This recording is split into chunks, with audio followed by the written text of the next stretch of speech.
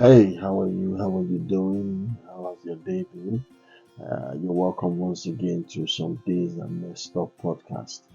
Okay, um, I do a lot of research. I do a lot of stories. I go through a lot of stories, and I see some stuff I'm supposed to, talk about on a daily basis. Because my main aim of doing this is really just to brighten up people's day, tell you some stories that are actually messed up or how people's day got messed up. So just to lift your spirit, if you know yours wasn't like this, then you should know you had a good day. Some people had a really, really messed up day, and some of those stories you need to hear so you don't make that mistake. Especially this particular story is funny, but at the same time, it pays for you to be patient for a whole lot of patience is required to move through if you live, particularly in a country like Nigeria, where you don't know where your help is going to come from. Okay, if you live outside Nigeria, where there are jobs everywhere and all that stuff, you can work your way through and just become what you want to become. But in a country like Nigeria, you can study hard,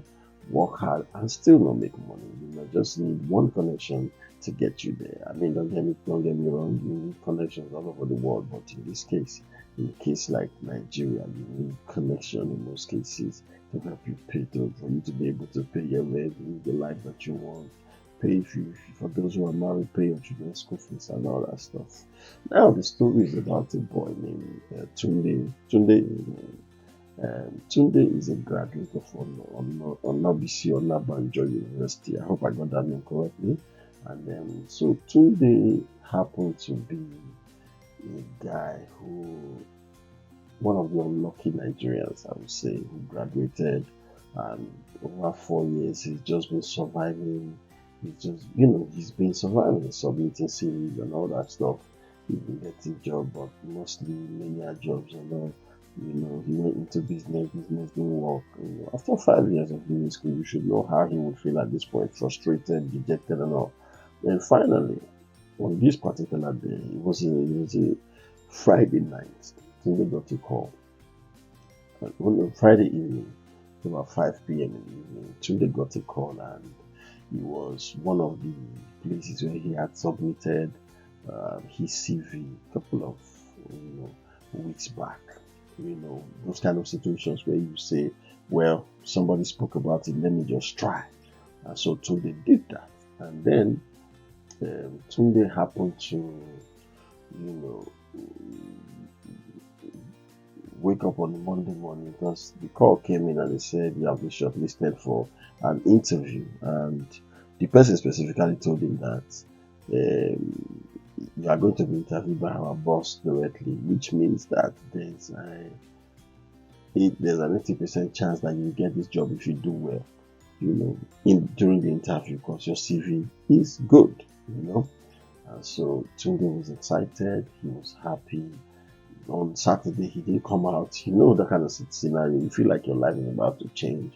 So you don't want to hang out with anybody that will discourage you. You don't want to do anything over the weekend that will make God angry with you and make you not get that job. Tunde was careful all over the weekend, and he made sure that he stayed at home. He brushed his suit, his white shirt. For those applicants who understand what white shirt means, contest, right? So he ironed his white shirt, straightened his tie, and he already knotted the tie down. It was said on Sunday, Tunde went to church. He's not been in church for a long time.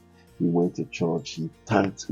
At this point now, he didn't say, God, let me have the job. He was just thanking God for giving him the job. Okay, now this is why they say, in some cases, you could actually be the person that is depriving your prayer from being answered by God. Okay, don't let me ruin the end of the story for you. What I'm saying basically is, some people actually make God look like God does not answer prayer. Okay, so when you pray, the rest is actually in your hands to do the right thing, follow the right track, and make sure that you're in the right spirit, in the right frame of mind. Anyways, back to the story. Tunde went to church on Sunday. He kept thanking God for the opportunity, the information that the person gave to him, saying that our boss is interviewing with them soon.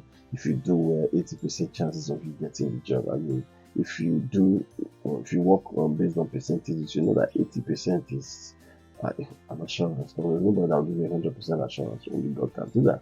So today, in this case, Sunday, in the evening on Sunday, he prayed, he slept, and the interview was for 10 in the morning. Okay, but of course, if you are looking for a job, you have to get there on time. Okay, so Tunde left the house.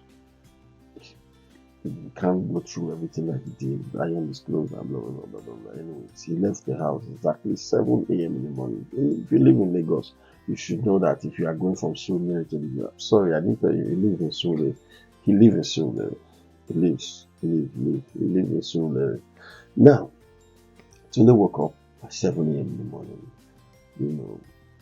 Grabbed his stuff, got to the bus stop, took a bus. Don't forget, this guy is wearing suits, neatly ironed suit, and a white China poplin shirt, and a white blue tie, nice blue tie. So, Tunde was inside the bus, and he gave the conductor money. The conductor said, "I don't have change." Okay, and naturally, Tunde will say, "What am I supposed to do?" Right? But in this case, Tunde was the one hustling for change. Again, he doesn't want any distractions. He doesn't want any problem. He wants everything to go smoothly. Tunde got to VI. He's supposed to be there for 10, but he got to VI like 8 a.m. in the morning. So he sat down at one malam shop on the street, like 10 buildings away from where he was going. But he decided to go close to that place. He said when it was 9, he was going to go there, at least 5 minutes walk, get into the office, sit down for like, another maybe an hour before it gets called, right? So Tunde sat down at the malam's place and they started having a conversation about Nigeria. A couple of other guys came and, conversation ensued and an argument started. Tunde is somebody who cannot argue quietly. Of course, it's hard for you to say anybody that it's either you're quiet or you're arguing. And if you're arguing, your voice should be really loud. But for the first time in Tunde's existence, Tunde did not argue. Again, he wants everything to go smoothly. He doesn't want to be distracted. He has a test of an interview to write. So he's quiet. He was just listening. He was thinking his own opinion once in a while. And it was 9 o'clock. Bam, Tunde stood up. And as he was about to, get into the express road, a car drove and splashed him. Sorry, I forgot. It was a rainy day, actually. It was a rainy Monday morning, okay? So, hence the reason why Tunde actually stayed in the malam shop for that long anyways, and also to waste time. But to cut long story short, Tunde was walking out of the malam shop and a car splashed water on Tunde's body. Now, his suit was unbuttoned, so the water actually ruined his white shirt. Yes, water all over Tunde's body, his white shirt, his shoes and everything. And imagine the level of patience that he has. He had to go through that morning trying to avoid every sort of problem, so this would not happen. Only for him to step out and somebody that does not even splashed water on him. Now, in Lagos, 90% of the time when people splash water on you, they don't even know that they are speeding or, somehow some of them just zoom off because they don't want the drama that will follow. Some of them are not responsible enough to say, "Oh, I'm so sorry," blah, and all that stuff. Especially a guy wearing suit. If you report out somebody wearing suit, it's only right for you to come out and say, "Oh, I'm so sorry." Anyways, the woman, so the driver came down. Lo and behold, it was a young lady, neatly dressed, smelled nice to the brim, beautiful, elegant. And she came out and she said, "Oh, my friend, I'm so sorry." Frustrated Tunde, who feels like, how am I even supposed to show up like this? Like, my day has been ruined. Tunde started insulting the lady, like almost immediately.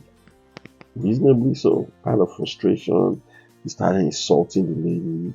Then Tunde called the lady a prostitute.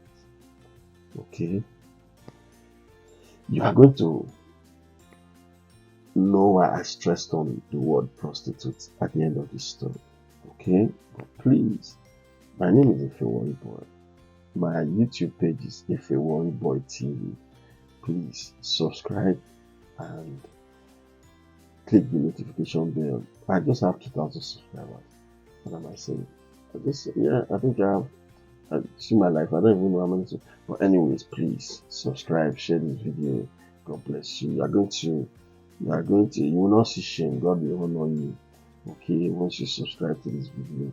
And of course, don't forget, is some days a messed up podcast. Okay, the story is about a guy named Tunde. Anyways, back to the story if you have been following. So the lady comes down and tried to, I'm so sorry, my dear friend. So they insulted the lady. The lady did not even mind the insult until Tunde called her a prostitute. And then the lady paused and said, this was not deliberate, right? So why are you this angry? Don't call me a prostitute. So Tunde knew that, okay, you have ruined my day. And I've been insulting you. You are still trying to be nice. But now that I've called you a prostitute, if this has really angered you, I'm going to dwell on that. They repeated prostitute, Nigerian pidgin English language, and all that stuff. He said it repeatedly, and then he said, that's all that they behave. That's how you guys act when a man buys you a car, because it's obvious that you are a cheap slut. You don't have money. If not, you would have seen that water. Most of you poor, useless, frustrated prostitutes will come and pour people water because you don't use your money to buy the car, obviously. Go and return that man's wife's car. And then the lady said, young man, like I said, you have every right to be angry, but please don't call me a prostitute. They say, you are a prostitute, you are a prostitute. Repeatedly, she got angry and she left. Everybody around me now like, bro, why are you... Come on now. She came out and said sorry. Tunde after I got really furious. I was explaining, I've avoided all this today. Blah blah blah blah blah. Now she came pour me water and I'm going for an interview. The interview is by 10. What will I do now? And then somebody else offered to give Tunde another white shirt. So you should have just simply said so. Anyways, cut long story short, they gave Tunde another white shirt. Nice, even finer than what he was wearing before. And Tunde felt good. He dusted his suit, cleaned his shoe, and started going straight to the office. He got to the office. He entered the reception. It was like 9:45. Is your name on the list? Tunde says yes. He says sit down. Tunde sat down. And then, ladies and gentlemen, it was time for Tunde to go into the office. Tunde was called and Tunde stepped into the office. And lo and behold, who did Tunde find? Who was the boss that was going to interview Tunde? A young lady who splashed water on his body. Yes, that's the idea. Pause. The same lady who was being nice to him, who told him, please, I understand that you're angry, but don't call me a prostitute. Okay. And Tunde was frozen stiff. Okay. And then the lady, to torment him more, she asked him a simple question. What can a prostitute do for you? And then Tunde goes, actually, nothing, ma. Turned around and he walked away. Did she call him back? No. Did he get the job? No. How did I hear the story? Tunde told me the story. So shout out to my guy Tunde, for teaching us some of these anger management issues and all that stuff. But ladies and gentlemen, why did I tell this story today? Please, you see, sometimes when you ought to be really angry, that's actually the best time for you to think before acting. Okay?